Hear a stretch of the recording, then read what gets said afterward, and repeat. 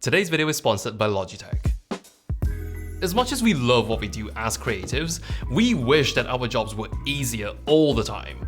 We wish to get work done as quickly as possible, but we also expect great results. Now, it's not exactly reasonable to ask for easier, faster, and better all at the same time, but that's kind of what I'm unboxing right now.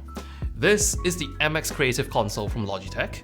It's a keypad and dial pad combo which simplifies actions, gets you what you need faster, while offering a more precise way to dial in what you want. The MX Creative Console has got two components to it, the MX Creative Keypad and the MX Creative Dial Pad. They're available in two colors, graphite and pale gray, which is what we're looking at here. I love that more than half of the plastic in this was recycled and the very nice feeling aluminium dial was produced with renewable energy. All the buttons feel nice and tactile, while the two scroll wheels you get are clickless but nicely dampened. The dial pad is a fully wireless unit powered by two AAA batteries. It connects via Bluetooth Low Energy, although you also get the option to pair it to a Logibolt receiver. The keypad, on the other hand, is connected and powered through USB Type-C, which makes a bit more sense because this has got displays on it. It does ship with a nice stand, so it's up to you whether you like to use it flat on the table or up at an angle facing you. Both elements from the Creative Console are accessible in the very same Options Plus software, so if you're using any of the other MX Creative peripherals like the MX Master 3S, MX Keys, or MX Webcam, all of these are accessible in Options Plus. Now, I would love to walk you through what each button does on the console, but I can't exactly do that because the beauty of this system is how just about everything can be customized to what you're doing and how you'd like to do it. That being said, there is a set of complementary buttons on the dial pad, one concave and one convex, which in most cases will likely be mapped to complementary actions like undo and redo. You're also going to want to set aside one button for calling up the actions ring on the dial pad. We'll talk more about the actions ring in just a bit, but before we even start diving into the software-specific capabilities of this console, the generic global profile alone is already enabling things like the ability to launch apps with a single button press or using the keypad as a soundboard.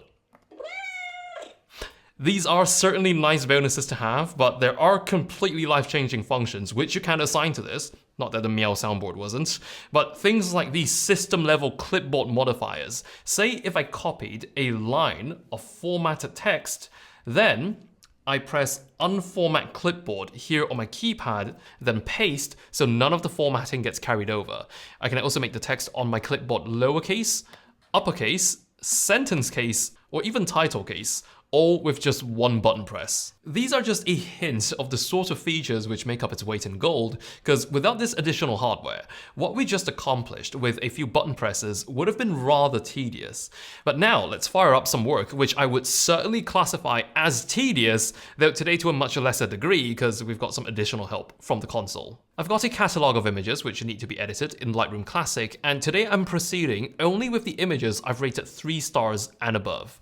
How we would typically go about this is head on over to the bottom right corner here, go with Filters, Rated, and select 3 stars and above. It's really not that inconvenient, though if I reset my filters here, the same filter can be applied with a single button press on the MX Creative keypad. It may sound like a trivial time save if we look at it as one instance, but when this eliminates the need to travel your cursor across the screen, then hone in to click on a button for most of your actions, it does add up to a swifter and more fluid session. And there, I've done it again. One button press on the keypad to jump me over to the Develop tab where I can start editing. Now, if you notice, my button assignments are contextual in Lightroom Classic, meaning they display different sets of functions when I'm in the Library tab and also in the Develop tab.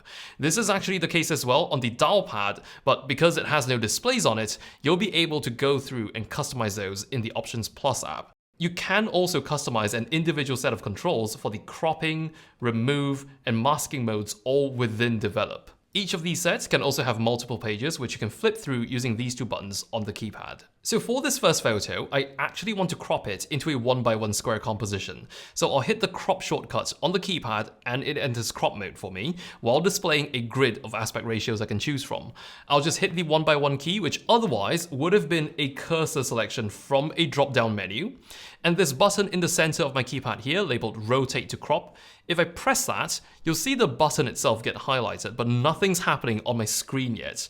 Though what this has already done is temporarily convert my dial to the function bound to that key. So if I rotate my dial now, it's going to rotate my image with a crop. Once I'm happy, I'll press this button here, which has been set to apply and exit. So despite having only one big dial, it can actually control a variety of different parameters by toggling them from the keypad. This next photo is another example. I actually want to apply a keystone adjustment to this photo, so I'm going to hit the transform horizontal toggle on my keypad, and now my dial controls the horizontal perspective. You can see this is actually just modifying the horizontal value under my transform tab, but because the MX Creative Console is integrated natively into Lightroom Classic via API, it can reference this value directly, meaning it jumps straight to it, pulling it up for you even if it's not on screen and even if no keyboard shortcuts are available for it. So this can go where no keyboard shortcut can. From a workflow perspective, I usually go through a list of tonal and color adjustments as a starting point for each photo. They're usually right along the basic tab in Lightroom, but what I've been doing since having the MX Creative Console is assigning each step of my process as a key on the keypad, and then I just go through them in order. For example, I always start off by balancing my exposure, then dialing in my color temperature. I like to warm this up a bit, and over in the tint, I'll make this slightly green. Highlights are a bit blown, so I'm going to roll those back. Shadows look fine. I don't want them to be too raised, though I'll probably leave them right where they are. I'll roll the saturation down a bit so I get this muted look. And if the image calls for it, I'll dial in just a touch of sharpness. Now, if I'm doing this to a series of similar photos, my favorite button to use is this one called Paste from Previous, which takes everything I just did and apply it to the photo I paste it to. So I'm going to go ahead and do another round of adjustments to my next photo, and what you'll notice is I can actually go through editing a whole catalog of photos without ever touching my mouse and keyboard. It's all done on the MX Creative Console, and I never have to take my hands off anything. Now here, I'm using the roller to zoom in because I'm about to use my dial to dial in a grain effect. Then my next toggle changes the size of it. I'll then pop myself back out and use the dial once again to dial in a vignette. And I'll have the midpoint come all the way to the middle. Give it a bit more highlights. Now, the big reason I prefer this so much over the traditional cursor is how much eye strain I avoid by not having to scroll around and visually hunt for that one slider. Even though some of these actions are also technically one direct mouse click away, the process of navigating and identifying is something that really interrupts your creative flow. So the console really does take a lot of stress out of that. Also, the amount of precision and control you get from a dial is so much greater than dragging a cursor. However, for times when you do feel more at home working with a mouse cursor, there is still something on the dial pad which quite literally revolutionizes the way you work, and that's the actions ring. By default, the actions ring is called up by pressing the bottom right button on the dial pad. I'm going to hover my cursor over the adjustment I need, so exposure for instance, and as my cursor is over that, turning the dial allows me to adjust my exposure. I can move over to one of my other parameters like color temperature, and I would be able to adjust that on the fly as well. Every time you call up the actions ring, it pops up right where your cursor is, so you get incredibly fast access to what you need. And it's a ring of your most frequently used functions, plus you have access to 8 of them at the same time.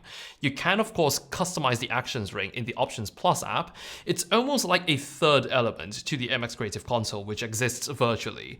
I'm genuinely delighted by how well this software is bridging a function I need right to that physical dial in my hand. The console does take on a different character depending on what software you're using it in. By the way, you do not need to manually switch profiles for it. It will automatically do it for you depending on what app is currently in focus. In Adobe Premiere Pro, for example, the main dial can be used as a transport for scrubbing through footage, and I really love using the keypad toggles to make really precise and controlled transform adjustments using that same dial. And this, along with a few other integrations in Adobe's Creative Cloud apps, are what's already available at launch. We can expect more profiles for even more apps to come in the future, but when you purchase a MX Creative Console for $199 US, it comes with 3 free months of Adobe's Creative Cloud membership, which itself costs $180. So it's a free bonus that's worth almost as much as the console itself, and that's massive value on top of everything this already offers at $199. Aside from the direct and very precise hardware controls, what really justifies having this on my work desk is how it essentially lets you build your very own user interface tailored to how you work. It's a curation of what you need most, and you have the ability to call it up whenever, even when it's not currently on screen. This is a serious speed boost for work, and it does make work a whole lot easier. I'll be leaving links to this Logitech MX Creative Console down in the description, and with the 3 free months of Creative Cloud included, I think it's really unbeatable what this is offering in terms of value.